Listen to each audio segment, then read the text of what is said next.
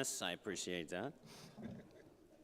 Welcome back, or welcome as the case might be. A lot of people show up only on Saturday, so I'm glad to see you here today. This is the hardcore group, so I particularly appreciate you making it in this morning. And I heard that there's a lot of traffic issues. There's a marathon being run, and I'm sure that's being run with every bit of the efficiency that the DC government can garner.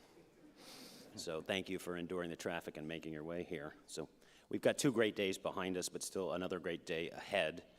I heard from, in terms of a recap, that several people yesterday came up to me and said yesterday's in-house counsel panel was the best panel they've ever seen. So that was interesting. And Ted Olson, of course, gave, I thought, a touching and memorable survey of current affairs through the eyes of Barbara Olson, which I thought was particularly poignant. And then, in contrast, Vivek Ramaswamy, at 100 miles an hour, I thought, used a 30-minute time slot to deliver 60 minutes of remarks. So, an impressive feat. But welcome back. I've also been asked to mention the COVID masks again, that we're a legal group following the law. And I'll mention again, I think, the humorous exceptions. One, for eating and drinking. If you're continuously eating and drinking, I don't know what that means, but sounds gluttonous. But also, there's an exception for unconscious people. So even for large indoor gatherings, if you're unconscious, if you see your seatmates unconscious, you can slip their mask off. But I was wondering when I read that guidance, it's like, what does that committee meeting look like where I'll say, well, if you're eating and drinking, you shouldn't have to wear a mask. Well, what if you're drinking, or what if you're unconscious? So that's the way government is made, I guess. But also, with regard to CLE, if you haven't clicked in for the day, if you're seeking CLE, you need to hit that QR code, and we've got volunteers with the cards. Raise your hand if you haven't signed in. Don't be embarrassed. But my job today is to welcome you to the final and best day of what I describe as the secret dark cabal that is the Federalist Society and the National Lawyers Convention. Now, as you know, the Federalist Society is composed of thousands of members who assemble in broad daylight in the well-lit halls and meeting rooms of the historic Mayflower Hotel in our nation's capital, in hallways and rooms shared with members of the new and the mainstream press. Indeed, over 60 members of the press have RSVP'd to attend our humble convention. And we even have a media relations team that works overtime to try to get our proceedings broadcast live on television and reported in the press. And virtually everything we do is live streamed on the internet, literally around the globe. So I conclude that when it comes to being a secret society, we are sadly and wholly inept. We have completely failed, but I welcome you, and not only those of you in the room, but those of you watching on the live stream, wherever or whoever you may be. Please tell your friends and your family about us and ask them to watch. They can have a peek inside the impenetrable Federalist Society. Now, much of what we're discussing at this year's convention really goes to the very basic questions, the heart of the question about the state of our country, the condition of America. And many people assume that America is strong enough to simply continue on forever, to simply endure, despite evidence to the contrary. The fact that every form of government, every country, but for those that are in existence today, have failed. Ours is a very young and relatively inexperienced country. My wife, Luann, has an uncle who's 105 years old. Now, calculating from 1789, he's been alive for 42% of the country, which I think is just an amazing thing. And I noted a week ago the 200th birthday of Fyodor Dostoevsky was celebrated. And I thought, how time flies. I remember when he was just 150. But we're really not old as a country, is the message. And we're not highly experienced, and we're not a proven form of government. We're still really brand new. And that, of course, reminds me of a story. It's a story I've told before, so I apologize if you've heard this before. But I played football on my high school football team in Frederick County, Maryland, a small rural county in Maryland. And the school didn't even have a football team until my junior year, and consequently, we were terrible. But I was a transplant from another state, another community, and I alone on this new team had played Pee Wee football growing up for years. None of my new teammates had any prior experience, so we were pretty bad. And how bad were we? I was the captain. I played every second, every second of every game. I was the leading scorer, the leading pass interceptor, the leading fumble recoverer. That's how bad we were. But because I had played football growing up, I like to say that I was the only one on the team going in who had ever played organized football.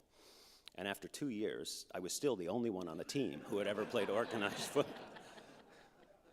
Anyhow, I managed to score the first touchdown, catching a pass in the end zone, and as luck would have it, the team photographer, our school photographer, captured the moment on film. And that picture was framed by a friend, and it sat on a table in my dining room for years.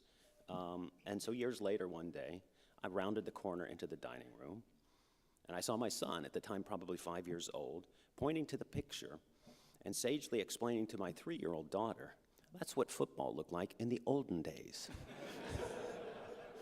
Yeah, it's a color photograph. But in his tiny mind, a few years ago was the olden days. And for many of us walking around today, America has been here forever and will be here forever.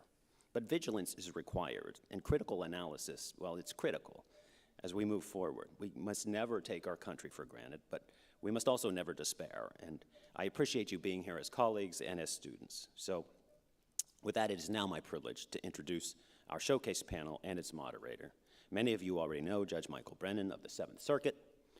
He was a Wisconsin appellate court judge for nearly a decade before taking the federal bench. Before that, he spent years in private practice. He's also served as assistant DA, so he brings that perspective as well. But that's all in his bio. What you don't know, or what you might not know about Judge Brennan, is that he met his wife, Emily, through the Federalist Society. Indeed, Emily, who's on the premises today, but not in the room, was long ago a fellow staff member of mine at the Federalist Society when Emily and Judge Brennan met. So my ultimate conclusion then is that we are the Federalist Society that is much better as a matchmaking dating service than we are assembling covert meetings. So Judge Brennan. Thank you, Dean.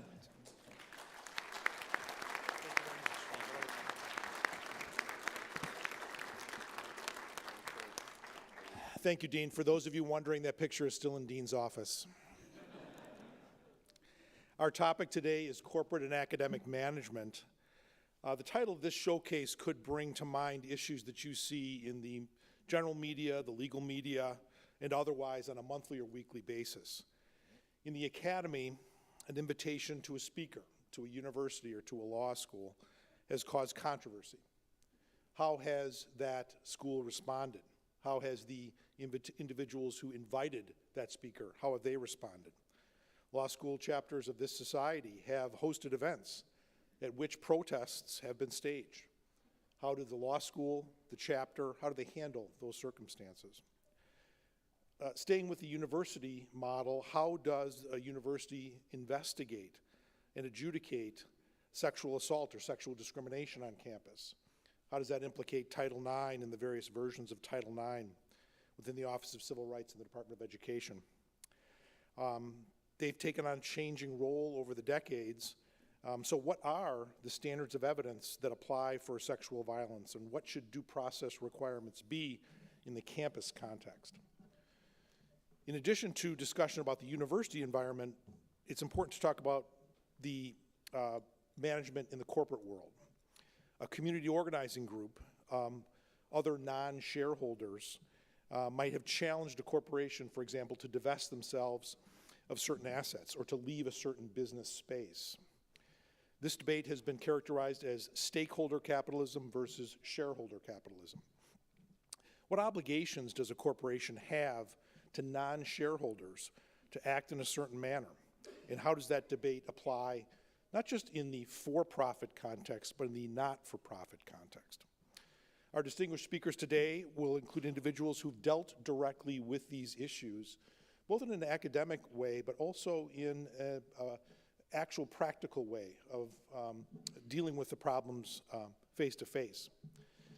Dean David Shizer is Dean Emeritus and Harvey R. Miller Professor of Law and Economics at Columbia Law School. He served as Dean from 2004 to 2014. At 35, the Dean was the youngest in the law school's history and the longest serving Dean since 1971.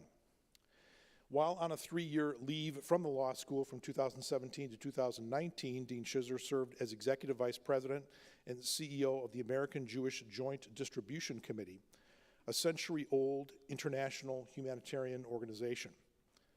He is a scholar of tax law and the nonprofit sector. He has served as a visiting professor at Yale, Harvard, and Georgetown. He's also taught at Tokyo University, Hebrew University, and other academic institutions.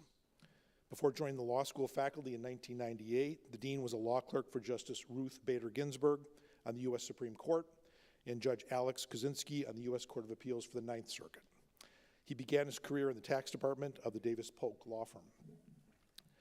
Lee Burdett Williams has worked in higher education and student affairs for more than 3 decades and is now the executive director of the College Autism Network, a nonprofit organization supporting the efforts of autistic college students in the institutions that serve them. She served previously as the vice president for student affairs and dean of students at Wheaton College in Massachusetts and the dean of students at the University of Connecticut. Her professional interests include student mental health, academic partnerships, learning communities, and student culture. A particular interest is in the experience of autistic students in student conduct processes. She has written extensively on these and other topics and is a frequent speaker and presenter on contemporary issues in higher education. She's the author of 2 books and has taught at the Student Affairs graduate programs at the University of Vermont, the University of Connecticut, Appalachian State University, and the University of Maryland College Park, from where she received her PhD. Robin Fretwell Wilson is the director of the Institute of Government and Public Affairs and the Mildred Van Voorhees Jones Chair in Law at the University of Illinois College of Law, where she served as the Associate Dean for Public Engagement. A scholar in family law, bioethics, and law and religion, Professor Wilson has worked extensively on behalf of state and federal law reform efforts in each of these realms. She is the author of 13 books. Her articles have appeared in numerous law reviews and peer-reviewed law journals, and her work has been featured in many major media outlets. In 2010 and again in 2016, Professor Wilson was ranked among the top 10 family law scholars in the United States for scholarly impact. She ranks among the top 10% of authors in all-time downloads from the Social Science Research Network. Professor Wilson's scholarship has been cited by the 5th, 7th, and 10th Circuits in numerous other state and federal courts, and she's presented her research around the world. Professor Wilson founded and co-directs the University of Illinois College of Law's Family Law and Policy Program and co-directs its Epstein Health Law and Policy Program. Richard Bagger is a partner and executive director of Christie 55 Solutions, a New Jersey-based consulting firm that provides strategic counsel to assist clients with business strategies and opportunities and with complex public policy and regulatory challenges at the state, federal, and international levels. Rich is also an adjunct faculty member at Rutgers University and a member of the board of directors of Tonix Pharmaceuticals. Before joining Christie 55 Solutions, Rich worked in the health sector for over 25 years, including as the senior most global corporate affairs executive for Pfizer and Celgene companies. I note that each of our speakers speak today here in their personal capacity, and as you know, as always, the Federalist Society takes no particular legal or public policy positions. All opinions expressed are those of the speaker. A quick word on format. Our total panel time is 1 hour and 45 minutes. Each of the individual speakers are going to proceed with some opening remarks, about 8 to 10 minutes each, in the order that I've introduced them. That'll be followed by a roundtable discussion, and then we'll have time for audience question and answer in the last 15 to 20 minutes. So we'll begin with our initial remarks from the Dean, Dean Shizer. Judge, thank you.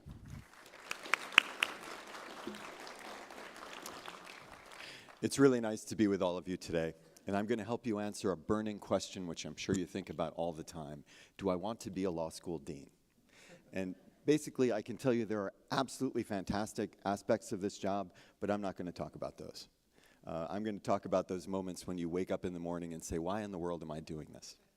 And specifically, I'm going to talk about two experiences that I had over the years, two case studies. One is about a controversy about a student group. Another is about the right way to run a disciplinary proceeding. But before I do that, I'm just going to start with four general observations about nonprofit management and about academic management specifically.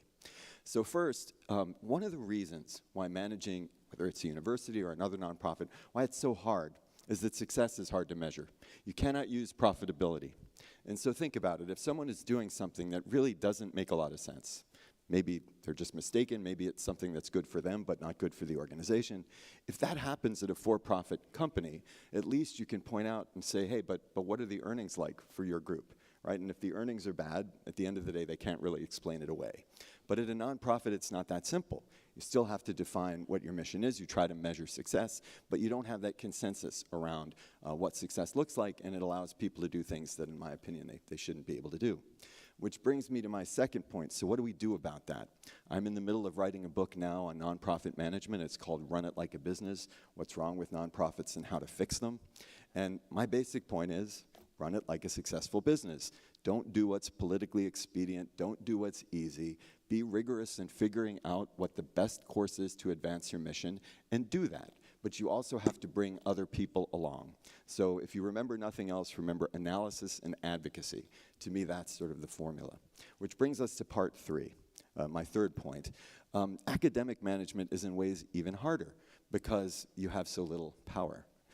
Think about it. One of the key groups that you're managing, tenured faculty, they don't have to listen to you, so a lot of it is about persuasion. I have a friend who is a law school dean who said that he dreams someday of being reincarnated as a manager with real power. And the fourth point that I would make is that universities are fascinating ecologies with lots of different groups, different interests, and I think when you look at it from the outside, you might not recognize that. Indeed, people in this room probably see an undifferentiated mass of left-wing sentiment, and it's not altogether untrue. But at the same time, we have to distinguish among different groups. So let me start with students. One thing that is critically important about students and a reason why they sometimes see things differently than faculty is, it won't surprise you, they're young. I remember how much smarter I must have been when I was young because I was certain about everything. And that dynamic exists. And I remember as a college student speaking to someone who was talking to me in a heartfelt way about what he believed, and then he pounded the table. And he said, the only thing I can't stand is intolerance. No sense of irony at all in saying it. So you have the students on one side, then you have faculty. As a conservative member of a law faculty, I can tell you that I'm not the norm. Generally, they do point left. At the same time, they have other commitments that they really care about. Academic freedom and also due process in a law school, both of those things are important in the discussion that we're about to have. So let me turn then to those two anecdotes which illustrate these themes. It's Friday afternoon. I'm already home. My cell phone rings, and a student, and this is September of 2005. It's my second year as a dean. And the student at the other end of the phone says, listen, I just wanted you to know that tomorrow the Student Senate is likely to kick the Christian Law Students Organization off campus. I thought you'd want to know. Okay, so now you understand how I felt. What happened there? Okay, so what happened was the student government, the Student Senate at Columbia Law School has a policy that a student organization has to be open to every student, or if they aren't, then they're not eligible to be recognized. And the Christian Legal Society had changed its policy that fall, and they had decided to ask their members to make an affirmation of faith, and their leaders had to sort of affirm about conduct, and one of the principles that they included was that you could not be gay and also be a leader of this organization. So that's the fact pattern that created this issue. Some of you may know that a similar thing happened at Hastings, and 5 years later the Supreme Court addressed the issue. But what happened at Columbia? Well, one of the things that was particularly challenging is that this really was a decision the Student Senate could make and that I couldn't make for them as much as I would have liked to. By contract, our tuition revenue, some of it goes directly to the Student Senate. They allocate it, and that's what this process was. And the truth is, if I said, this is what you have to do, I was really taking a risk that they would do the opposite, just to make the point that I couldn't tell them what to do. But I did not want the Christian Legal Society to be kicked off campus. At the same time, I did not want our LGBTQ students to feel as if the school was not committed to them also. And so what do? Well, the real problem here is that we had an incredibly difficult issue, but the students on each side thought of it as easy. And that's what I had to fix. So analysis, right? Point number one, on one side of this issue, you have anti-discrimination norms. And if our law review or some other student group said we're not open to women anymore, or people of color, or gay students, that's a problem, right? Open to everyone is by default generally the right policy, but not necessarily always, which brings us to the other point, religious freedom, right? If you want to have a group which is defined by a shared faith, then the people in the group presumably should have that faith. And if you say that everyone can be a member, then what it means is you won't have that faith-based character anymore. And so in a way, you don't have the faith-based group that you think you have. So this is hard. Like, there's no easy way to balance those two positions. But that's what I needed them to do, is I needed them to see how hard it was. Analysis. That takes us to advocacy. Who could my allies be, particularly since I couldn't, as a matter of form, make this decision, but I sure wanted it to come out in a particular way. So, first set of allies, the leaders of the Student Senate, right? They felt like they were caught in the middle of something, and so when I said to them, delay this vote, delay it for months, right? This is an important issue, let's study it as a group. They were actually quite happy to do that. And then I recruited faculty, and we had faculty members who were on different sides of the issue, but they were collegial and they all understood how hard the issue was. And so basically the effort was to make this a teaching moment. And it worked out quite well, actually. After several months, literally months of a series of meetings discussing the issue, the Student Senate committee charged with studying this decided to recommend an exception to the open to all rule for expressive association. But at the same time, the Christian Legal Society had a change in its leadership, and the new group actually wanted to be open to all anyway. So the issue became moot. People were happy. You never read about it. Mission accomplished. Again, I think I think a lot of my hair turned gray during this one. I'll just briefly mention a second example of some of these dynamics. You may remember President Obama's Department of Education sent a letter known as the Dear Colleague letter to general counsels at universities with particular views about what Title IX required in disciplinary proceedings. So our general counsel, as general counsels are wont to do, got this letter and said, oh boy, we've got to make changes. And so they wanted to make lots of changes in the disciplinary proceedings at the law school and other places. And I thought that they were not taking full account of the due process rights of people who were accused in these situations. So that was my view, but I knew that the fact that it was my view personally wouldn't necessarily persuade the general counsel. So again, analysis and advocacy. Analysis, right? Two really important principles, each of which is critically important, right? We've got to guarantee a safe environment to all our students. We've got to make sure people are comfortable, should have no tolerance for really bad behavior on one side. On the other side, we have to make sure allegations are true. We have to do the best job that we can to figure out what really happened, and we have to be fair to everyone. It's not easy to do both of those things, but that's really what you have to do. What I did is I referred the issue to a faculty committee. Our Student Services Committee had 11 members. That year, just by happenstance, 8 of them were women, which I thought would lend an important perspective to this issue. And they analyzed the policy, and if anything, they were more upset about it than I was. They were emphatically unhappy with aspects of the university policy, and I just unleashed them on the General Counsel's office. I don't think they liked that very much, but and then the last thing I did there is I also formed an advisory committee of graduates. I asked 2 sitting state court judges to offer a perspective and also a prominent public interest lawyer. It so happened that one of them was a university trustee, which didn't hurt either. But basically what we did is we took the hard issue head on. We tried to figure out how to navigate it, advocacy too, and the policy did get better. So more to say, but the bottom line is these issues are hard, but you can make progress on them if you try hard enough.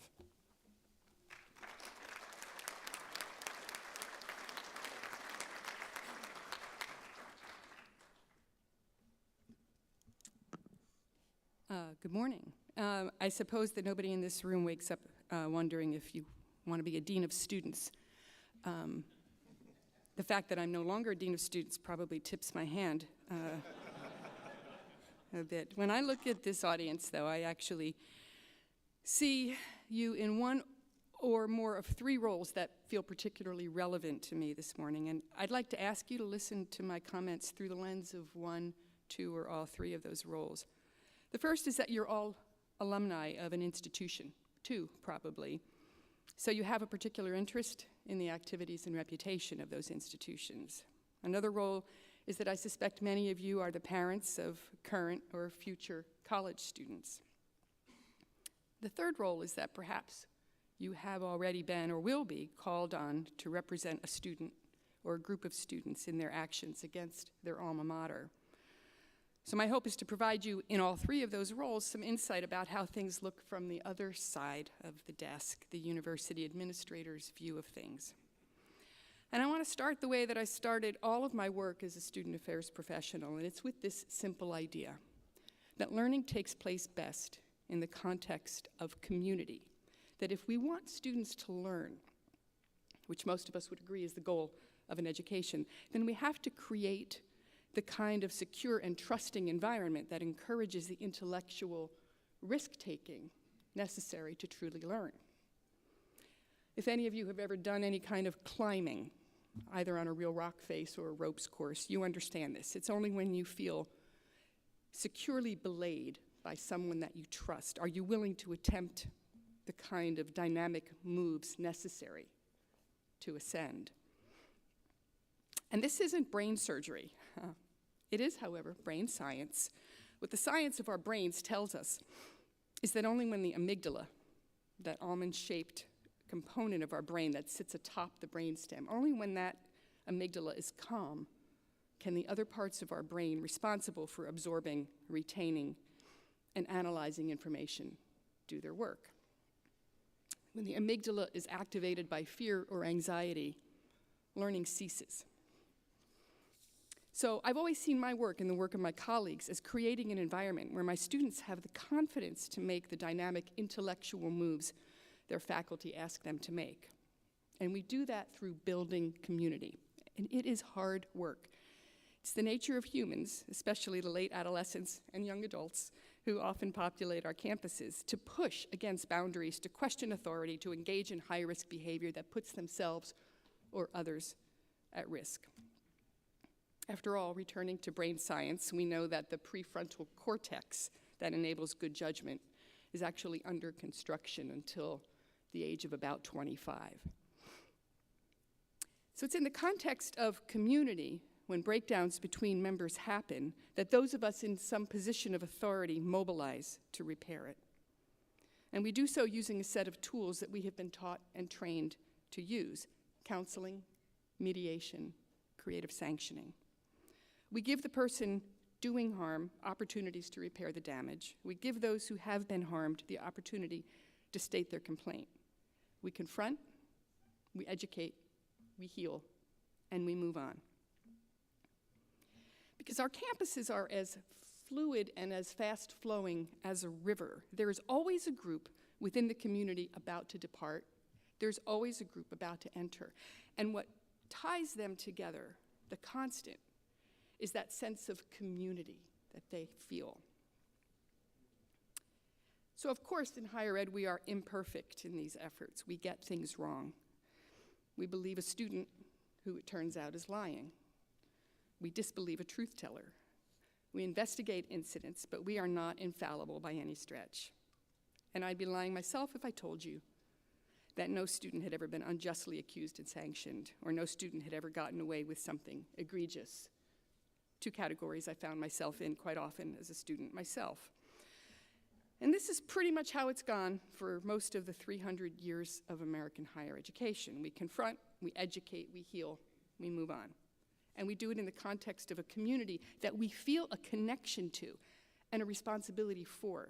Partly, what motivates us to do our work as well as we can is the knowledge that the next day we are going to run into each other on the quad, or in a dining hall, in a classroom. So we have incentive to treat one another well, because the tie that binds us, the tie between individual and community, it matters.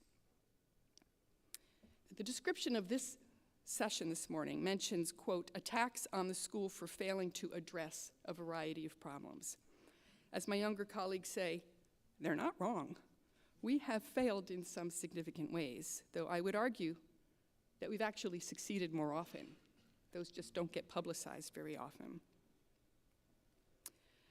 And the description of this session goes on, quote, we're beginning to see pushback on behalf of outspoken students. There is nothing new here. We are not beginning to see pushback. We have always seen pushback. In the year 1229 at the University of Paris, students went on strike. The same at Oxford in that century. And some of those crises ended badly, like students murdered their professors. So those of us who assume the role of dean, like our predecessor Oxford dons, willingly step into the fray with the owners of these still developing brains. And if you've ever raised children into adulthood, you know what I mean. We accept that our students are going to get angry with us, rail against our edicts, and scream about our limit setting. And at every turn, we confront, we educate, we heal, and we move on. But no longer, because now, students stop looking within the community for response and reparation. They no longer seek redress from individuals they know. They no longer lead off their efforts by scheduling an appointment with the president or the dean of students. Instead, they turn their gaze outward, or more specifically, to their screens and out into the ether, where they find sympathy and support from 100 or 1,000 people who do not know the first thing about our community, much less feel any loyalty to it. So maybe you're thinking, well, that's not such a bad thing. That if institutions of higher ed have mucked things up so badly, maybe it is time to call in the cavalry. Maybe calling attention to our misdeeds, to our refusal to listen, is a good thing, right? The overused cliche that sunlight is the best disinfectant might be true, and nothing drenches us in sunlight faster than a viral tweet. But the problem with enlisting these outsiders is that students suddenly lose all control of the conversation they were hoping to have. The narrative is now public and often distorted by others for their own agenda, which rarely includes student learning. Now, this is not at all a partisan problem. Ugly accusations about their institutions and the administrators and faculty who are employed by them come from both ends of the political spectrum. Ironically, in fact, if you step back and look at the spectrum in its totality, you see a number of strategic commonalities among students at both ends. And one of those strategies is to go public, go viral, enlist outsiders, and hope that heads will roll. And sometimes they do roll. Now, sometimes they deserve to, but quite often, good people, solid professionals, lose their jobs, and in many cases, their careers, because that's what satisfies that crowd, this outside, very opinionated crowd.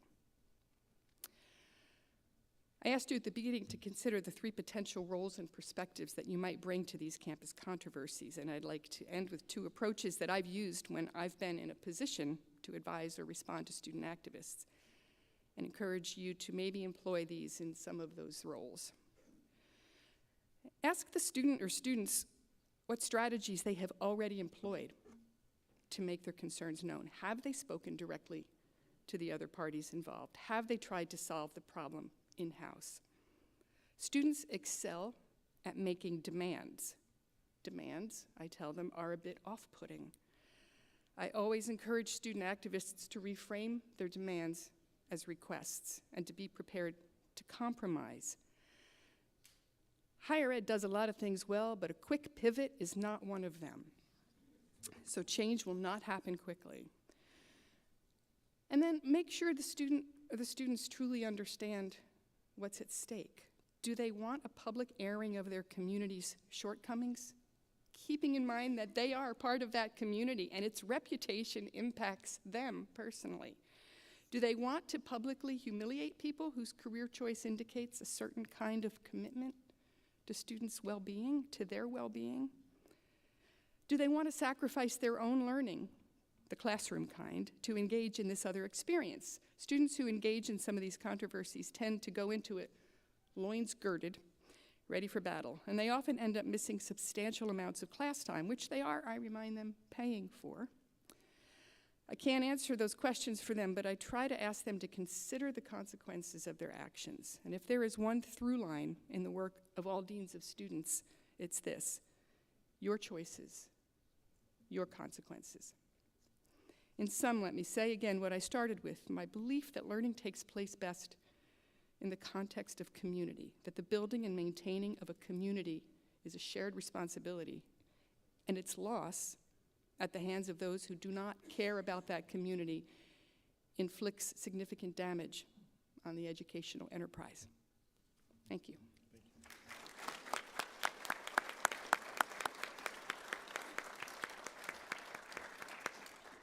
Robin? Thank you. So if we read the news, we see universities as a hotbed of wokeness and corporations as instigators and supporting actors in a woke culture. We've heard a lot of sobering accounts during this conference and meeting, and I don't mean to dispute any of those. I do think faculty and students both are afraid, but there are hopeful signs from universities and corporations, and so I want to spend a few minutes on those hopeful signs. So oftentimes the hopeful signs don't make the headlines. So the media is really not interested, or is interested in reporting, students heckling Charles Murray, or students at Duke recently getting up and walking out when David Strauss was speaking. They're far less interested in telling you about the real conversations that are happening around the country, by students, about how they, and by extension we, can live together despite our deepest differences. So these conversations are happening around the country, in particular around gay rights and religious liberty, a place where my own scholarship and work has been. And we see that as a culture war that feels like it's always going to be with us, and it certainly feels like it's getting worse as we navigate issues around trans people. But progress is being made. It takes concerted work, and I'll just give you a concrete example. So many of you know Yale professor Bill Eskridge is a big friend of the Federalist Society. He and I created a dialogue series called the Tolerance Means Dialogues to give students a platform for sharing their experiences. That takes a lot of effort. It's not only our effort. Casey Maddox and I were talking yesterday. He's doing courageous conversations at Coke. There are lots of things in this space that are happening. But I'm going to tell you about the Tolerance Means Dialogues for a minute. I know some people here from prior dialogues at BYU. We don't always hear good things about millennials. Millennials seem to be the most trashed generation in history for some reason. And yet the dialogues are based on the premise that Generation Z and the millennials actually have grown up with unprecedented diversity. They've come up with ways to actually respect each other across those divides without submerging the differences. In a sense, that gets done whether it's sexuality, whether it's religion, whether it's a political identity. And when they accord that respect to other people, it's reflected back to them. But you never hear that in the media. Now, in these dialogues, which we've had from everywhere from Arizona to Alabama to Pennsylvania, at public universities like the University of Alabama, private religious colleges like BYU and Malone University, students write about what tolerance means to them. They get scholarships for doing that. Who wants to be against getting a tolerance scholarship? So it's sort of incentives baked into the system. But they often say that tolerance is probably too little. They've actually argued against the question and the frame, and they talk about the project of living together actually requiring a lot more than mere tolerance. And what they do is they share their insights about how they do that in their own lives. Now, a lot of the stories are about reconciling. So one of our winners is a young man, now a lawyer at Kirkland and Ellis, who talked about his father urging him as a teenager to go to gay conversion therapy. Okay, for him that was a non-starter. It was also a deep wound. And he shares a discussion in his essay about tolerance. He says that it requires him to accept the reality that other people have core values. And I'm just reading from his essay. It requires him to accept that he cannot change the hearts and minds of all people, including his father. Well, that's a deep testament to tolerance. Oh, sorry, flipping back and forth between pages here for a second. You know, at these dialogues, I'll give you an example from Alabama. We had DEI officers there celebrating the winners, talking about these kinds of ideas. They were seated next to judges and university leaders, AIDS activists, religious leaders, and gobs of students, all in the same room, packed in at the University of Alabama, which I don't think makes the news either. So I think it's possible to do these things. The basic way they unfold is there are dialogue catalysts like me and Bill Eskridge. Sometimes my dialogue partner will be a trans man, Shannon Minter, who's an amazing litigator, by the way. And often Bill or Shannon or someone will start and talk about their own experience as a trans person or a gay man. Now, if you know Bill Eskridge, you know what a believer in pluralism he is and how much he believes in the rights of religious people to be authentically themselves as well. So he creates a kind of parody of these things. I sort of take the pointy-headed academic role and talk about civil rights and how civil rights don't have to be a zero sum. They're more like puzzle pieces that can be fit together, but it requires lawmakers to do that, not judges. So apologies, Judge, but it generally has to be done by judges if we're gonna do that. And then center stage is taken by our dialogue winners.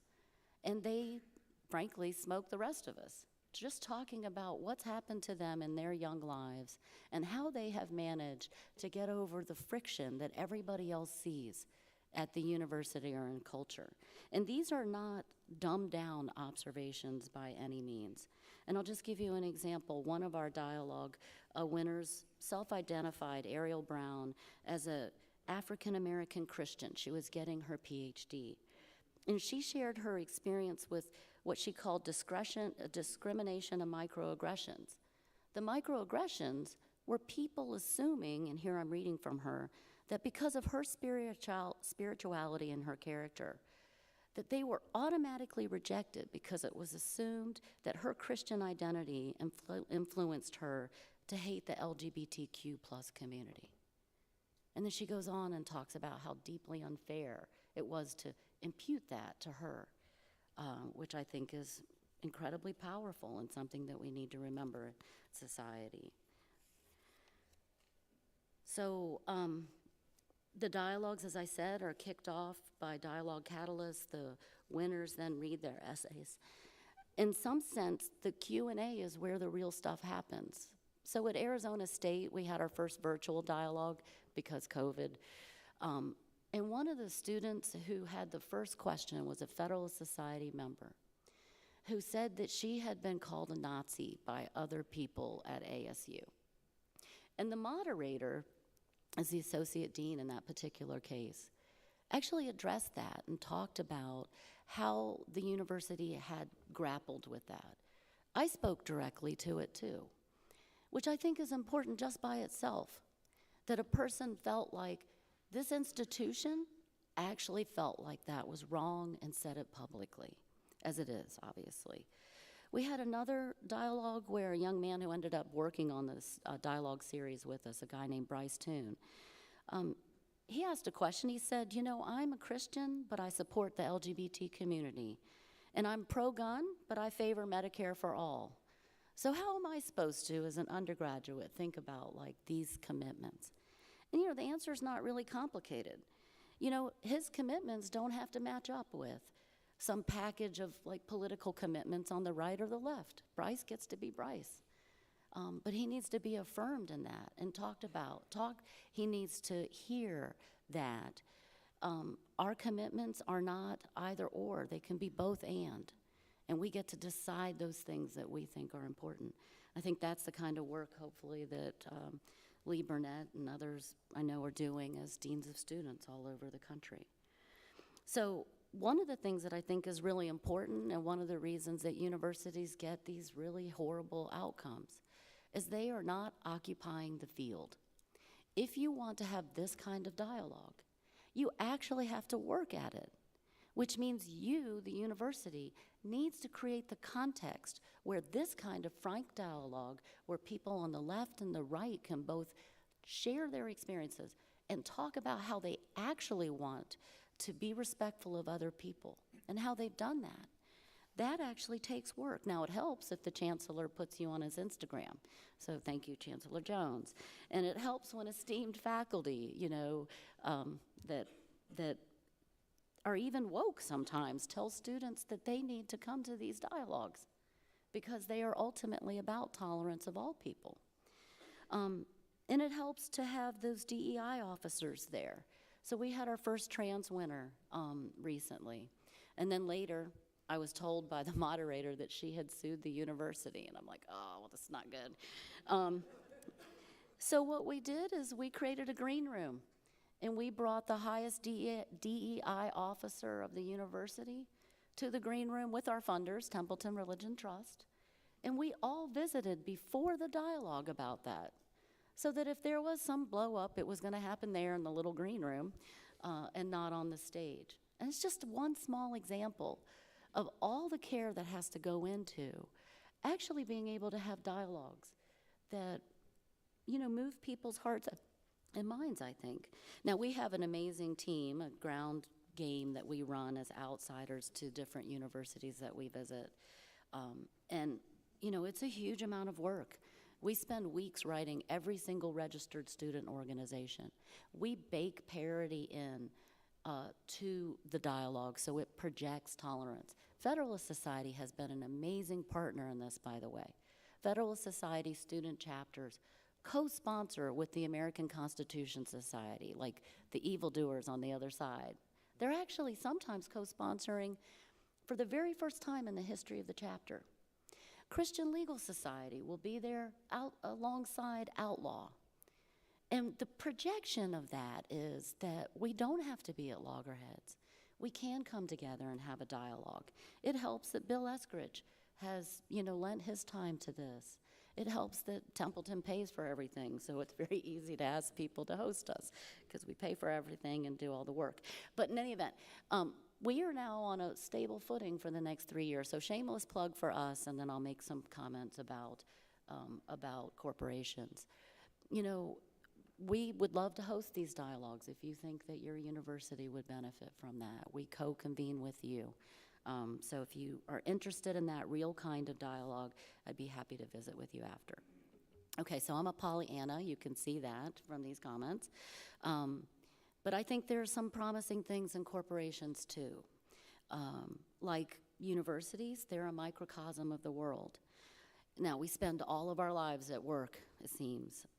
It's important that in work, we bring our whole selves to the workplace, including our religious commitments, and that we do our best work when we're able to be authentically ourselves at work, just like we are at university. Now, inside of companies, we've seen a rise of affinity groups for employees of faith in places like Zurich and American Express and Allstate and Cummins. Now, these groups that are organized around faith commitments are taking a page. They're copying LGBT affinity groups that have risen up decades before in companies. And these groups are actually collaborating together. They're coming together to talk about being, fully themselves at work.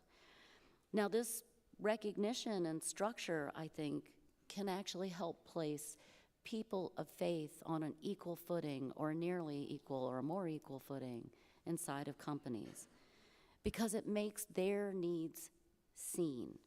Now, ideally, their interests and rights are going to be respected without having anybody like our friends from Beckett sue a company because they want to take a moment to pray during the day, right? Far better for this to come up within a company and people recognize that it's important to respect their employees in their faith commitments as well as their LGBTQ identity or any other identity. Recently, Andy Koppelman at Northwestern and I, Bill Eskridge and others, convened state lawmakers in the Midwest around the idea that religious liberty and gay rights don't have to be at loggerheads. And we brought Fortune 500 company officers. And that matters because in our cultural war, we think that the only side of the ledger that these companies play on is for the far left, and that's true in many, many things. But it's not true in all things. They actually have an interest in helping lawmakers figure out how these rights are going to coexist. And I will stop right there. Thank you.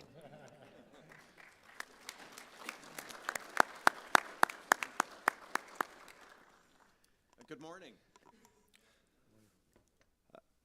I'm going to take a couple minutes and speak to the corporate management aspects of this issue, especially the externally facing aspects of corporate activities. And let me begin with my conclusions.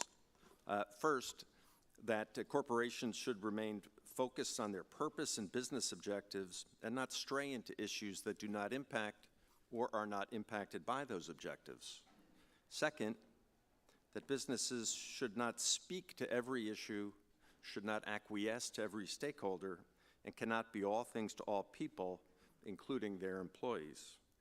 And third, that the issues that corporations do engage on and speak to should be ones that contribute to their business objectives and to creating or protecting shareholder value.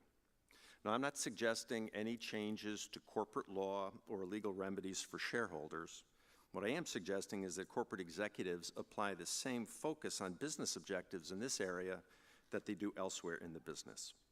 Some quick context here is important, as the purpose of the modern corporation has been debated now for at least 50 years. Milton Friedman's 1970 essay laid out a clear worldview.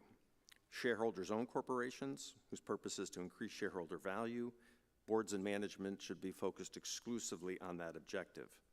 And so that shareholder theory of the purpose of corporations has had lasting impact and is seen in much of corporate governance today, including how corporate objectives are set and how senior executives are compensated. However, an alternative theory also developed, known as the stakeholder theory or stakeholder capitalism, which holds that corporations are accountable not only to their shareholders, but also to society, especially to address impacts from their operations, such as environmental, labor, and community issues. And over the past 20 years, aspects of stakeholder capitalism have grafted onto the shareholder theory as companies see issues related to their operations, such as environmental footprint, supply chain, and the communities where they're located, as impacting shareholder value. And we've also seen increasing investor interest in ESG issues, further bringing stakeholder capitalism into shareholder value. Larry Fink of BlackRock's annual letters to CEOs, with BlackRock representing in many cases their largest shareholder, I can tell you gets a lot of boardroom attention. And these developments are also reflected in the Business Roundtable's 2019 updated statement on the purpose of the corporation, which is consistent where companies have been moving for a decade or more. So the question is, where should a business draw the line? What issues have a strong connection to shareholder value, even if they're a step or two removed? And which issues have no connection to business purpose or worse, risk having a negative impact for shareholders? What constitutes appropriate stakeholder capitalism that can contribute to shareholder value versus what's an exercise in woke capitalism that can potentially damage shareholder value? So how should corporate executives think about this? From my perspective, the key is focus, focus, focus, keeping your eyes on the business and not getting distracted. Corporate executives insist on discipline and focus when engaged in business strategy, investment decisions, and business plan execution. They divest non-core businesses, they outsource support services so as not to distract the organization. They strive to align employees around a single set of objectives. The same focus should be true on engaging on public issues and in public debate. Plus, companies don't have much experience outside their core business. They're ill-suited to speak on issues beyond their expertise and are more likely to get in trouble when they do.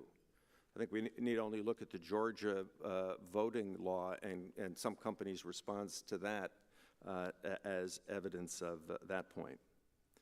And the farther they stray from their core business, the more likely they are to get called out for hypocrisy.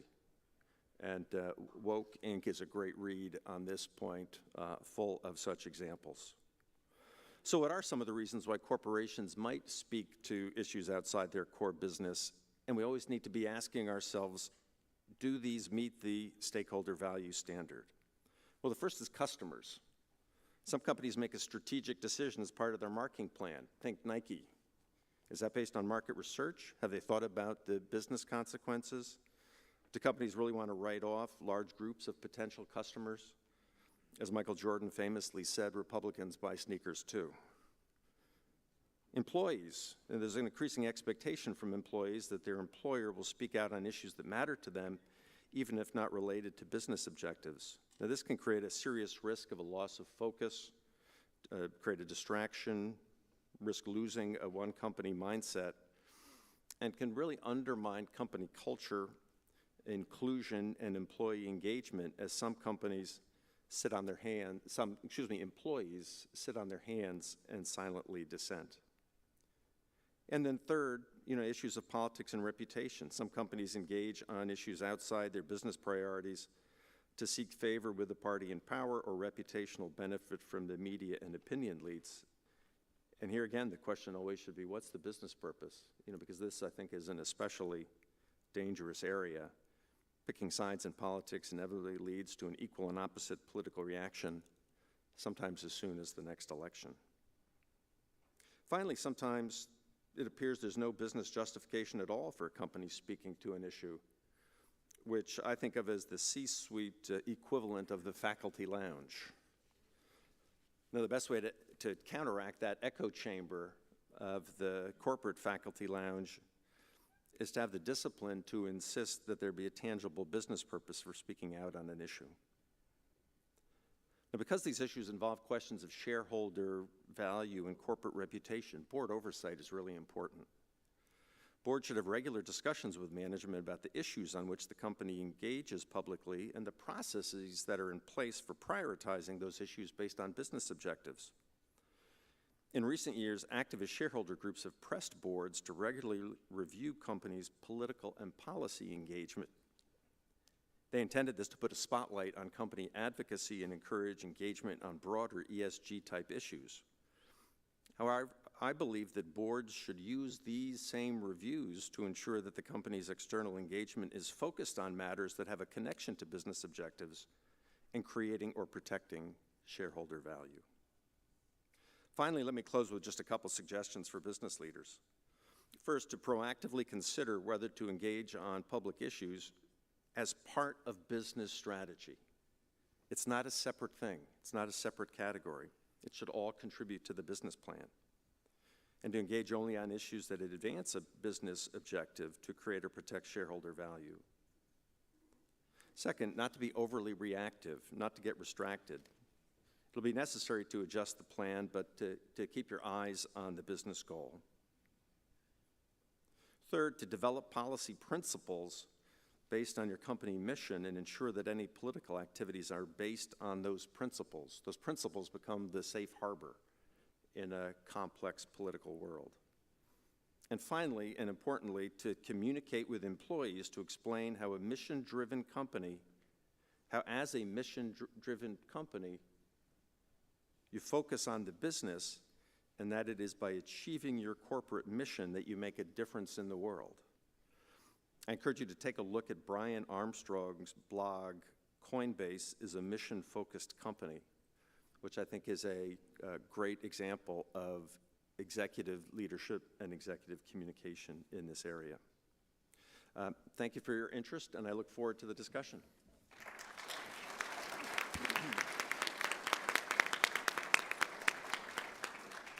Thank you. Let's begin with just a comment about Rich's use of ESG, environmental, social, and governance factors.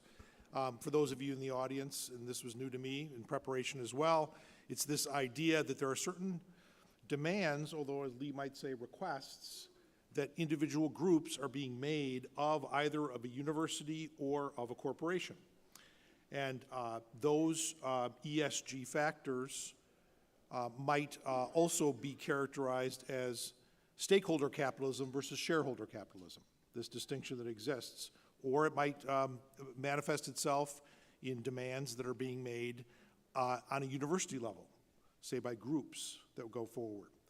I'd like to start the discussion by talking about a common criticism that happens of colleges and universities as well as corporations, that they are not prepared to investigate or adjudicate or to respond to or to speak to these types of demands or requests as they're being made. Whether it be a for-profit or non-for-profit corporation responding to a non-shareholder stakeholder, whether it be a university dean of students or university administration having to respond to these types of requests being made. I want to open it up to the floor for comments that our speakers may have on that type of observation of some that the corporation or university are not fully prepared to respond. Lee? Again, you're not wrong. I think that, as Rich said, there is a level of focus that is happening on a college campus related to the learning enterprise. And if we have limited bandwidth, we have limited personnel, where do we want to focus our energy? And the energy has traditionally been focused around trying to provide students with the education that's promised them, trying to provide other stakeholders with the research and knowledge generation that a university exists for. So really this begins to feel like kind of an adjacent set of tasks that then overtakes the educational enterprise. So I think that we have gotten better at it, but we are stacking sandbags against a rising tide of dissent, frustration, and aggressiveness by outside forces, and sometimes feels like we can't get ahead of that to stay focused on what we are there to do. Dean? So I do agree. There's a excuse me. There's a saying in management that if it's not a priority, it's a distraction. And I do think, just to align myself with the good points that Rich has made, stakeholder capitalism is, in my opinion, a really flawed idea. And so I just want to speak for a moment about for-profit companies, but I'm doing this drawing on what I've already said about not-for-profits. So one of the ways in which nonprofits go astray is when they're not clear about what they're trying to do. And that lack of clarity could lead them to be too comfortable with decisions that maybe were good years ago but aren't good anymore. And frankly, it can also be a cover when people want to do things that are good for themselves but don't really advance the mission. So remember I said, the great thing about for-profit companies is that it's harder to get away with that because there's this clear metric of profitability. But what stakeholder capitalism is trying to do is to dilute the metric and say, well, it's not just about profit, it's also about helping the community, about helping the environment, and so on. So just to make this point a bit more vividly, I want you to think about being on the board of 3 different institutions. 2 are for-profit companies, 1 is a nonprofit. So let's start with a for-profit company that only is committed to shareholder maximization, sort of the Milton Friedman type company. You're on the board, you go to a meeting, and management says to you, we need to focus. There are 2 businesses that we run. Hard, we'll call them, and easy. Hard and easy. Hard is hard because it's more challenging for them. Easy is, well, that's more like a vacation. And they say to you, so we want to stop with hard, we want to shut that one down, and we want to just run with easy. We think that's the way to go.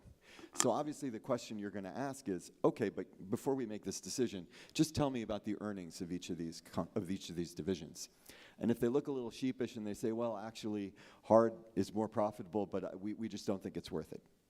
Well, you're not going to let them get away with that. You're going to say, wait a minute, no, what are you doing? Like, if this is the real value add, this is the one we do, and if you have to shut one down, shut the other one down, right? So it's the ability to see through the self-interested suggestion that is so important at a for-profit company. So you stop that, good job. You go to your next board meeting, it's the not-for-profit. Same conversation, let's shut down hard, let's keep doing easy. Well, you can't say which of them is more profitable. You need to find a different way to figure out which advances the mission more effectively. And that's possible, but it takes a lot more work. So there's more of a risk that the self-interested decision slips by you. Third meeting is the woke company, the Stakeholder Capitalism company, where management says, okay, let's get rid of hard, let's go with easy. And you say, wait, why? What's the profitability? And they say, no, it's not as profitable, but it helps us advance these 15 other really important social goals. It's harder to argue with that. But do you really know that that's what they're trying to do, or maybe this is just something that's self-interested? So I think the fact that companies are pushed to focus on profitability is really good, it's really important, and this trend away from it, however well-intentioned, I think leads to very bad outcomes. Rich? I agree with the Dean's comments. Just to add a couple of observations. In terms of like whether companies are prepared for this, you know, there's probably a distinction between larger companies and smaller companies. And a smaller entrepreneur would say the fact that the large company is focusing on all this stuff, while they're focusing on this stuff, I'm going to go, you know, beat them in the marketplace, or you know, take their business away from them. So there's definitely like a startup versus established company issue here. Second, on stakeholder capitalism.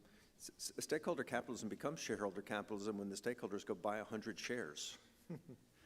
And then start, for public companies, and then start submitting shareholder resolutions to the annual meeting, which becomes then an important thing that companies need to manage as they recognize that the vast majority of their shareholders probably disagree with the perspective of those activist shareholders.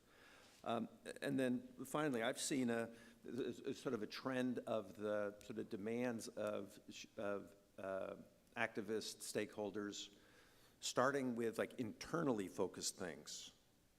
Like, what are you doing about your own environmental policies for the impacts that your facilities are having? Sort of moving from that, from internally focused things about the company, to what are you doing about public issues that don't relate to your business? And that, you know, becomes a very slippery slope. Robin, when you get invited in a university environment, are they prepared? I think of this, the BYU situation that you're talking about. Are you going in because it's a fire drill, or are you, is there an anticipation of these external problems and how they deal with them? Well, I think there's an anticipation. I will say the universities, as I said earlier, need to occupy this field. Oftentimes, these dialogues are a data point that when something later happens at the university, a student does something that seems hateful and may be hateful, the university is able to say, we respect all people here because of this track record. Unfortunately, this is not just a single one-shot dialogue. That kind of track record has to be built and rebuilt and built and rebuilt. So I think it can be important to the reputation of the university to have done this type of work before something skitters off the rails. I will say I think faculty need support too, because faculty, you know, are having these, they're the primary interface with students. And oftentimes something that they say can be misconstrued or, you know, just blown up. And trying to put together an apparatus that is there for faculty when that happens, I think, is really important. Lee, in the university environment, when a issue arises and there's an attempt to solve it within the community, such that those community bonds remain tight, is it always an external force coming in because of the desires of that external force, or is there a gap or a need in the university that needs to be filled? I think that external forces are sometimes the most pernicious and difficult to respond to within the context of that community.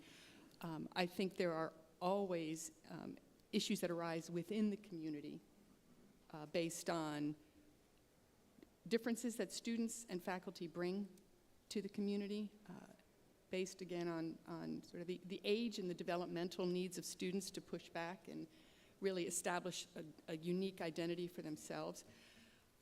And I feel like within the community, those individual differences can be managed with a lot of the tools that we've always used. The kinds of dialogues that Robin's referring to are dialogues that internally campuses have been having for hundreds of years. You know, it's the free and open exchange of ideas that has built American higher education into the force that it is. So I feel like when we've got internal differences, internal problems, we have effective tools to respond 90% of the time. Dean, at Columbia, if these issues arose, you gave an example from involving the Christian Legal Society. Was there a more recent example involving the Federalist Society in the last couple of years? So there was actually somewhat different situation, but it also helps to illustrate the point. I'm a big fan of our chapter. I'm sort of one of the small group of faculty who are kind of informal faculty advisors to them. They're very capable. So just about 8-9 months ago, in the wake of January 6th, the chapter was sort of using a group chat to air different views about what had happened. And I had occasion later to read the group chat. I was quite impressed. It was very thoughtful. But it turns out that a couple of students who weren't in the chapter managed to get into the chat by, I suppose, pretending to be someone else. And then they started taking these statements out of context and posting them on social media and trying to depict the students in an unfavorable light. And look, at some level, we, as lawyers, understand that we're criticized sometimes, and that's just part of it, and you have to get used to that. At the same time, these were very unfair characterizations of what they'd actually said, and it was sort of heated. So they reached out to me and a couple of others. We met with them. The good news is that the others at the law school sort of agreed that this was really important, that people be able to express what they thought, and that these were not fair characterizations. So the thing sort of died down, and again, I don't think you ever read about it. But the point is, and I go back to distinguishing between students and faculty, and I did that before in a different way. If someone wants to criticize me, someone wants to say, what you said is wrong, it's terrible, et cetera, okay, fine. Look, I'm a tenured member of the faculty. People can say what they want. But if you're a 24-year-old student with a promising career ahead of you, and all of a sudden you're worried that people are going to try to depict you as something you aren't, it's incredibly unfair. And it's important for people to be supportive of it, to try to help people learn from that, but also help people overcome that. So not always easy. Robin, the Dean's example brings in social media, and from some of the examples you've given, you've talked a lot about in-person dialogue or in-person conversations, the green room example you gave. Social media's got to make this incredibly complicated when you're talking about these issues. Yeah, we actually have a social media strategy or piece of this. We give a social media engagement prize at the dialogue. So one person, ideally a student, takes a prize, not somebody else, but people who tweet questions, those questions will get pulled and discussed by the panelists. So you could be live streaming in from Ireland, as we've had people do, and that question is read. But the prize actually tries to get people engaged virtually, but also in the place. Part of the problem is people don't want to ask even a question sometimes, but they feel safe putting it on the Twitter feed for the lecture. And then we can talk about that as a group of panelists. So social media can be used to actually make it safer to have conversation. And it's not always about not being able to have the conversation. Rich, we've talked about both internal-facing and external-facing responses of a corporation. And I think for a lot of people here, what came to mind was the baseball All-Star game this summer. And whether or not Major League Baseball had a strategy, at the same time, it's got to, obviously, for its own hiring and own employment, have aspects of a strategy with regard to how to deal with these issues. Is it only the very large corporations or entities like that are going to have the means to be able to have both an outward and an inward-facing strategy? Or how does that work with regard to entities that are not that large? Well, it's important to sort of aligned positioning, internally and externally, so that, an external position can have a really deleterious effect internally on inclusion among employees, upon engagement among employees. Planning ahead, thinking ahead, having a strategy about what's really important to an organization, what its principles are, and communicating it internally to employees, becomes very important. I mean, the All-Star game, and I'm thinking about like Delta, in connection with the Georgia voting law, to me demonstrates the risk of reacting and sort of say, okay, we got to get a statement out there today. We need to be in the media cycle. We need to do this both because of our perception of where our employees are, but for whatever reason, and that just increases the risk of getting beyond your skis and being in the position, for example, where, as I understand it, Colorado had more restrictive early voting than Georgia would have, had under the new law, or that the airline had hubs in other cities that were at airports in cities and states that had more restrictive voting than Georgia, and not like, thinking two steps ahead. So I think, alignment with principles, consistency in internal and external communication, and thinking a step or two ahead. Thank you. Well, what we'd like to do now is open the floor up for questions, and specifically, I'm going to invoke my judicial prerogative here and ask to ensure that you're posing a question. Also, we ask for you to give just your affiliation, your name and affiliation, pose your question, and also if you could let us know, is this to the full panel or to individual panelists? There may be panelists who want to comment on another panelist's answer. Roger. Okay. I'm Roger Pilon from the Cato Institute. Excuse me. Mr. Bagger, as a student of Milton Friedman, I enjoyed your remarks very much. I want to put to you, however, the following situation. It's no more recent than this morning's Wall Street Journal, page 1, an article about how American investors and corporations are furthering by their actions the interests of Xi Jinping and the Chinese government, which presents the short-term, long-term interests for the corporation. And this isn't even in corporations alone. In fact, at universities, the tuition from foreign students, especially Chinese students, and at Columbia, in fact, the Confucian Institute was also a hot issue there, whether Columbia should keep it or not. So if you would please comment on that. It seems to me a tougher issue than the examples that you gave. Excellent question, because I do think it is a tougher example and creates some really challenging questions for companies that are weighing sort of market opportunities in China, but they're also weighing what's going to happen to their intellectual property when they're doing business in China, and are also potentially opening themselves up to again, some of the hypocrisy examples that have been noted pretty widely.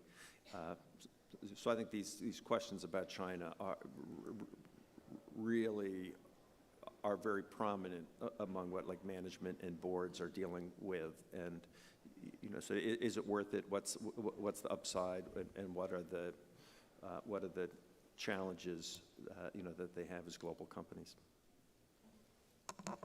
Let's go on to the far side. Name, affiliation, and question.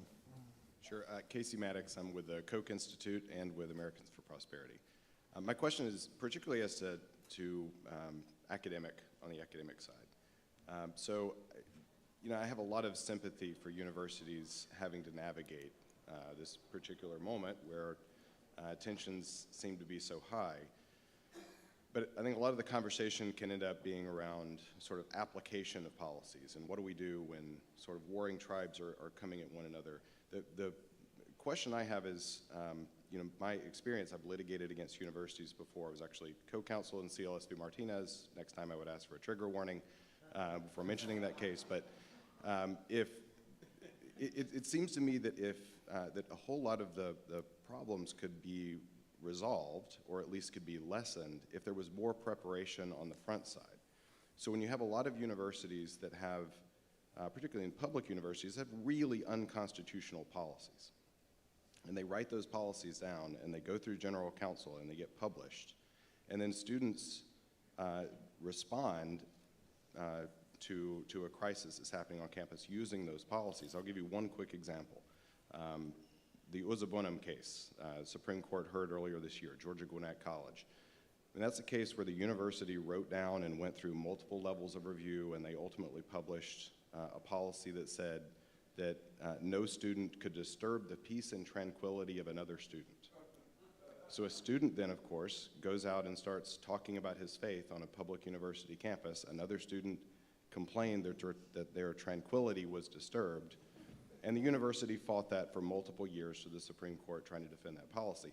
That was a sort of a conflict between two students, but if the university had just decided, hey, let's not create a blatantly unconstitutional policy that's going to tell someone whenever your tranquility is disturbed, you have a right to be able to complain about another student, could have solved a lot of problems on the front side. So I'm curious, why isn't that happening more? Why aren't universities more intentionally, deliberately working to make their policies comply with the First Amendment, and would that really help?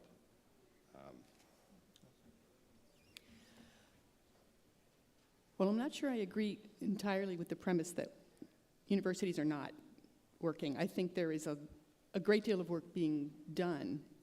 It's an iterative process. Every time there is new case law, I can assure you that institutions are studying it carefully. There are a lot of policies that are, unconstitutional or really problematic. And over time, those have gotten changed. I mean, I'll just point out, like, fire shows that almost 90% of schools have policies, written policies, that are inconsistent with the First Amendment. So, I mean. Yeah, again, you can, I'm not sure I agree with all of the premises and definitions that fire uses to identify those. But I know that there are institutions that are constantly reevaluating their policies and making changes. So it's not what it was 10 years ago, and it's not what it will be in 10 years. But as I said, it's a slow process, right? Higher ed, you know, it's turning a battleship with your bare hands. It happens very slowly. Dean? So I'll give you a very short lawyer's answer, which is obviously the First Amendment technically doesn't apply to private universities, right? No, I will tell you that when we were confronting our own version of the Martinez case, I was clear both that the First Amendment didn't technically apply, but that First Amendment values were critically important, and therefore we should act as if it did. But I guess the second point I would make is that that was a 5-4 decision. My own opinion, and the way the court came out is they said actually an open to all policy is okay. I would have come out the other way. I know you would have as well. But I think this brings us to a slightly different version of your question, which is how do we balance all these competing interests? And it's really quite difficult. And I think the part of what you said that I thought was especially compelling is when you said, well, it's the application of the principles that's so hard. And it really is. And just to maybe offer a further thought on that to emphasize what I'm trying to convey. How do we feel, you know, this disturbing someone's tranquility, like it's easy to poke fun at that, to be honest. And I think part of what you're supposed to get at a university is the sense that you believe something and you can believe it with all your heart, but not everyone does. And that's a fact of life, and it means that it's your job to make your case to other people, hopefully in a way that persuades them. But it is also your job to get used to the fact that people aren't always going to agree. That's what life is in a vibrant democracy with free speech rights and all the rest. And so good. But on the other hand, I wish it was all that simple. My mom was class of 1959 at Columbia Law School. She was one of 12 women. One of the things that a professor liked to do is to have, quote, Ladies' Day, where the women were kind of on call and subjected to a particularly rigorous inquisition that never applied to the men. Another time, my mother had the experience of offering an answer, well, Professor, I feel, and he shut her down and said, women feel, men think, right? We shouldn't do that, right? And the answer to that is not, oh, well, it's your job to get used to being treated that way. No, right? So we want a certain measure of collegiality at the same time. And the point is, how can we as educators, and frankly, as a country, because it applies to everybody, how can we learn to be collegial in the way we disagree? And I think that the better we do at that, the better the world is, and maybe the good question that you asked becomes easier to answer. Robin? So Casey, it occurs to me that a lot of times universities want a very clear policy so that the people who have to decide what happens in this contest from this person in this dorm room and their neighbor in the next dorm room, you know, it can be executed on. I, as a lawyer, think you should never have a policy you're not willing to enforce. So if it's a dumb policy, that's probably bad.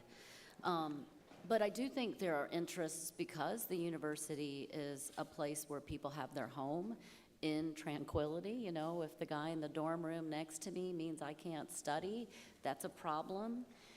What I think could happen here is exactly the thing that you told me about the other day. We could have just sort of broke the impasse maybe by getting these folks to sit in the same room. You know, let's kind of the Obama, let's have a beer over here and talk about this, you know, or the dinner discussions that you were talking about. It's really unfortunate that that isn't the way we resolve disputes sometimes. And I think that's really the hard question. Why isn't it? Question. Hi, my name is Marissa Cohen. I'm getting my LLM at Emory University right now. And a question I have goes to the due process and to the discourse that you were talking about. A lot of times in university, I'm seeing that students fail to have a discourse directly with their professors with an issue about a professor. Right away, if something happens in the classroom, they circumvent the professor and they go to the dean or higher up. But then also at the same time, there then feels like there's no due process for the professor, right? The professor can't address the person who's making the claims. We recently had a professor who said the N-word, and his class was immediately drained. All the students didn't even get to have the next class with him for him to apologize. The class was just canceled, and then he wasn't able to teach for the rest of the year. And likewise, a lot of students complain now, too, about the Socratic method because these professors say, you know, I use she pronouns, but I get called Mr. Cohen all of the time. I correct them moving on with my life, but a lot of students are saying that, you know, this is an assault on them, assault on student identities by having this, and then, again, they circumvent the professor, and now it's a larger campus issue instead of something that could have been a one-on-one dialogue. So how are there sort of ways that are protecting the professors, but are also hearing these student concerns?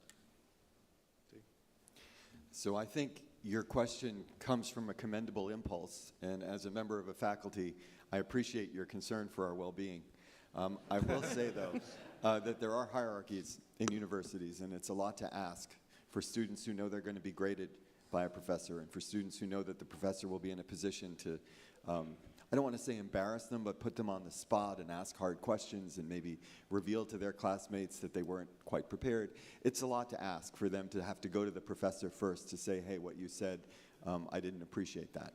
Now, having said that, it is important for universities not just to prejudge things, but to try to get the full picture, and so there need to be conversations, and I do think that at some point it can be very healthy for there to be a subsequent meeting where the professor talks about what she or he meant and tries to both reassure students, but also maybe to explain why what they did was okay, or whatever it is.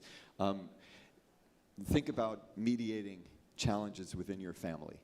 And I think about the fact that my extended family, we love each other, but we do have disagreements, and sometimes they're not altogether pleasant, but you have to deal with them. I think it's that metaphor. If you think about a university that way, then you're kind of on the right track. Honesty, collegiality, and holding people accountable. You have to do all of those things. Lee? Yeah, you're absolutely right that there's a power dynamic that is sometimes really difficult for a student to overcome in wanting to have that kind of conversation. I do think there is learning happening. Let me use the example of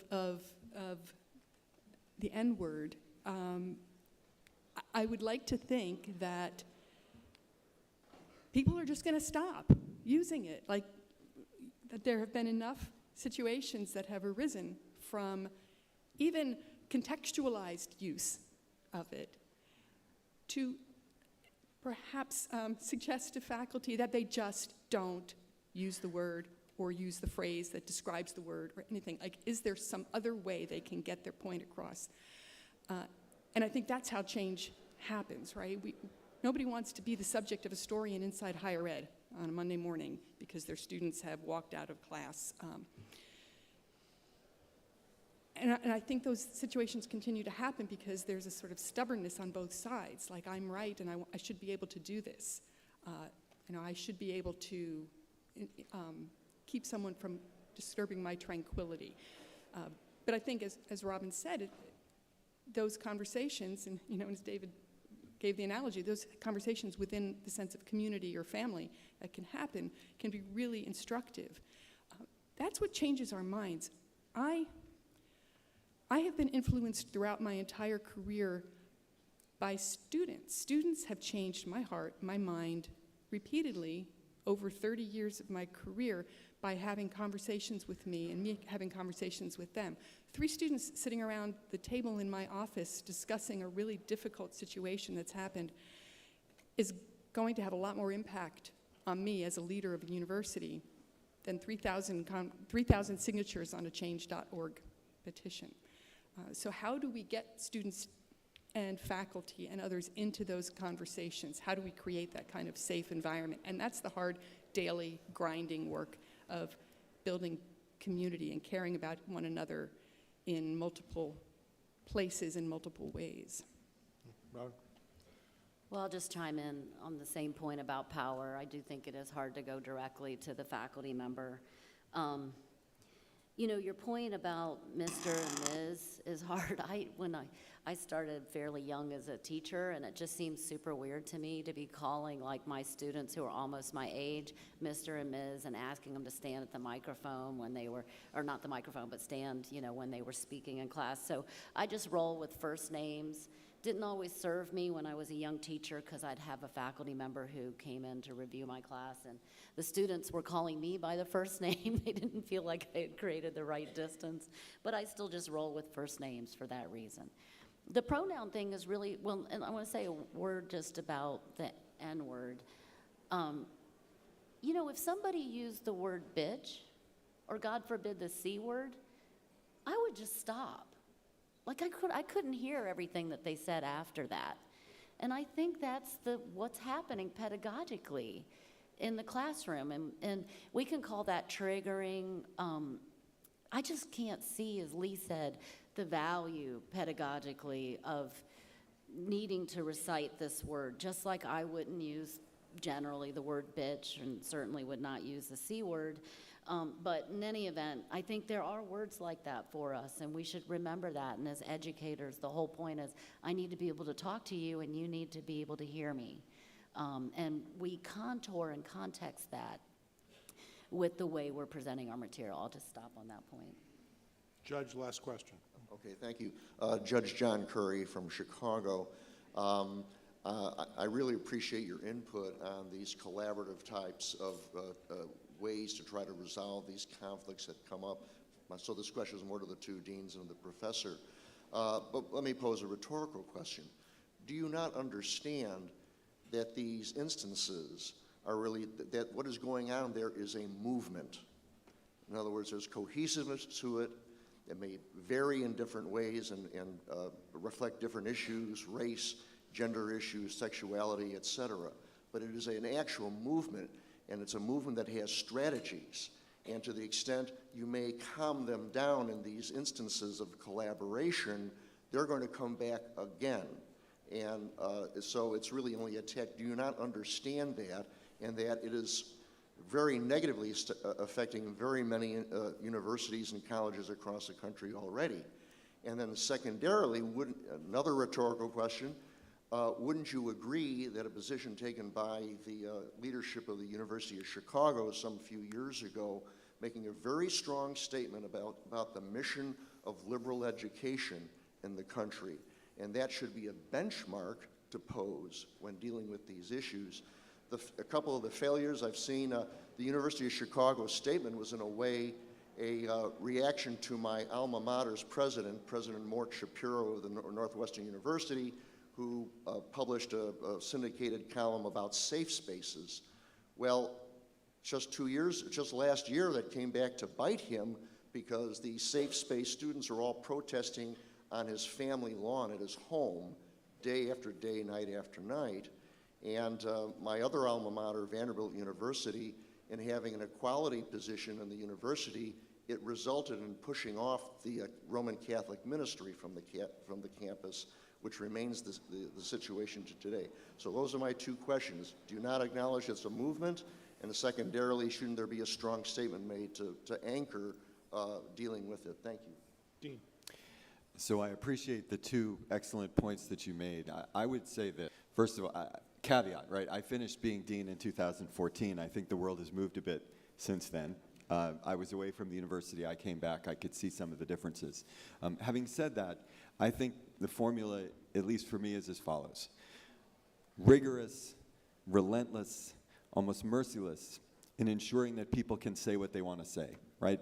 Free speech is critical. I agree with the University of Chicago's take on that. And at the same time, although we can be relentless and tough about ideas, we should be respectful as people of each other. And I'll say, I remember my first year as a law student, first couple of months, get called on, we were given the job of trying to make the case, and I remember pounding the table a couple of times. It wasn't working.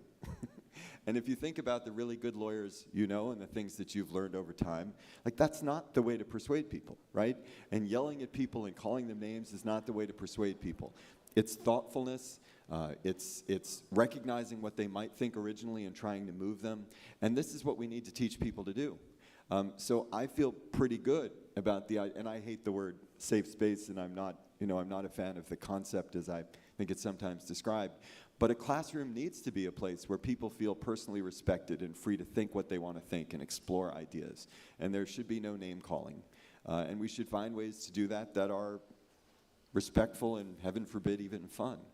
And if we do that well, then I think a lot of these issues melt away, because we continue to be committed, as we have to be, to free expression and to critical examination of ideas. Because without that, what are we doing to begin with? Robin, a last hopeful word. Judge, that was a tough question. Okay, so yeah, it may be a movement. This is a problem of elites. Our whole culture is captured by elites. And you know, the point about our students is they don't buy into that movement by and large. They just want to be respectful of each other, and they actually found ways to do that. We should hand over the keys to them, bottle whatever their insights are, and send it to the rest of the world. At some point, we have to drown out the elites. And that's a relentless process, to use the dean's word. And I think it's one that we just have to stay vigilant about and actually be part of. Lift these guys' voices up, because they are tomorrow's leaders, and they don't buy into all of this fracturing. Well, thanks to all of our speakers. Please join me in thanking them.